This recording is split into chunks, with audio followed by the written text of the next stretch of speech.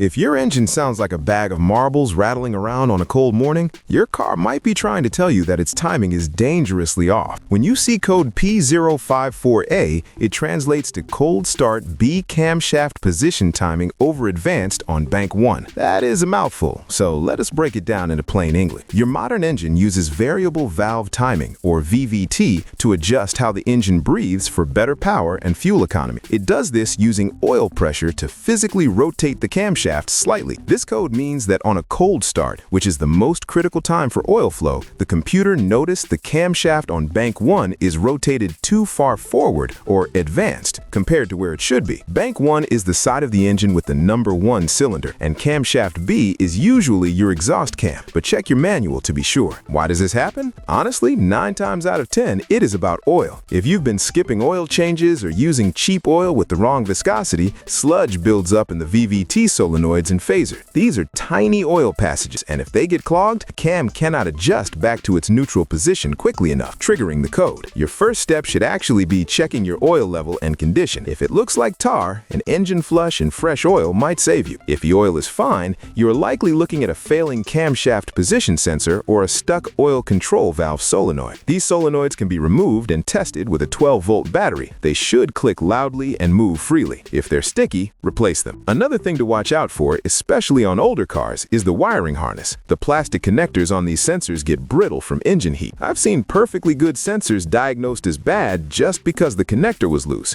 or the wires inside were cracked. Also, since this is a cold start code, check if your car has a dedicated cold start injector. If that is leaking or failing, it can cause rough running that mimics timing issues. Do not ignore this code, because if the timing chain is actually stretched or the tensioner has failed, the next sound you hear could be the pistons hitting the valves, and that's game over for your engine.